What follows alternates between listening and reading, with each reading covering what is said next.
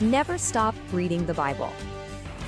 All right, so let's get right into it. We're going to break down the mission Jesus hands to his followers, then look at the pretty complicated way the world responds to it all. And, of course, you can't miss the major showdowns with the religious authorities that follow. It's all right here, laid out for us in these 3 key chapters. So, here's the plan for our study today. We'll start with the disciples' big commission in chapter 10. Then we'll get into all the questions and responses in chapter 11. And we'll finish up with the major confrontations in chapter 12. Let's get started. Okay, first up, chapter 10. This is where things really get moving. Jesus brings his 12 closest disciples together and basically sends them out into the world. But he doesn't just say, good luck. No, he gives them a very specific mission and a crystal clear set of instructions on exactly how to do it. So what were these instructions? Well, Jesus lays out this 4-part mission that is honestly both super strategic and totally radical. First, he says, focus your message on the people of Israel. Second, don't just talk the talk, you gotta walk the walk. Demonstrate power by healing people.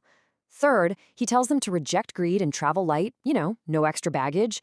And then there's the last part, which is pretty sobering. He basically tells them to brace for impact because persecution isn't just a maybe, it's a guarantee. I mean, this isn't just a to-do list, it's a full-on blueprint for a completely countercultural movement. And to get them ready for that hardship, to really steel their nerves, Jesus makes this incredibly important distinction. He tells them, look, don't be afraid of people who can only hurt your body. That stuff is temporary. The one to have a healthy respect for, he says, is God, who has authority over everything, body and soul, for all of eternity. It's just a complete and radical reframing of what fear and power really are. So that brings us to chapter 11, and we get to see how this whole thing starts to build. The disciples are out there doing their work, and now the story shifts to how the world is actually reacting to all of this. And let me tell you, the reactions are messy. They're filled with doubt, outright rejection, and then, right in the middle of it all, this famous invitation. And the chapter kicks off with this incredibly raw, powerful question. And get this, it comes from John the Baptist, who at this point is sitting in prison. He sends his own followers to go ask Jesus directly. It's just this moment of profound, really human doubt coming from the one guy who first announced Jesus' arrival. Just imagine that for a second. Now, Jesus' answer here is absolutely fascinating. He doesn't just give a simple yes. Instead, he just points to the evidence. He basically says, go back and tell John what you see and hear with your own eyes. The blind can see, the lame are walking, the dead are being raised. He lets his actions do the talking, serving as undeniable proof of who he is. So right after expressing his frustration with the cities that saw all these incredible miracles but still refused to change, Jesus offers this beautiful, totally different kind of invitation. It's this amazing call to anyone who feels tired and worn out to just come to him. He promises that his way, even though it's challenging, ultimately brings rest and relief, not this crushing weight of the world. And all of this brings us to what is really the climax of these chapters. Chapter 12. The tension that's been simmering this whole time, it finally boils over. We get these direct public showdowns with the religious leaders, the Pharisees, and it forces Jesus to make some incredibly bold statements about his own authority.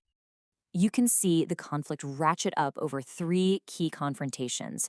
First, they accuse him of breaking the Sabbath, the holy day of rest, and Jesus' response is just stunning. He says he's the Lord of the Sabbath. Wow. Then they accuse him of using demonic power to do his miracles. He just dismantles that with simple logic. A kingdom divided against itself can't possibly stand. And finally, when they demand some big, flashy sign, he says they'll get only one, the sign of Jonah, which is this incredible foreshadowing of his own death and resurrection. In every single response, he's not just trying to win an argument, he's flat out claiming divine authority. And the chapter wraps up with one last major challenge to tradition. His own mother and brothers show up. And in that moment, Jesus completely redefines what family even means. He declares that his real family is anyone who does the will of God. That's a huge shift, right? Moving from bloodlines to belief. And it leaves us with a really important question to think about.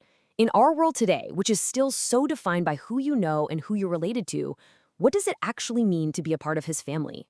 This has been an explainer from the Center Studio.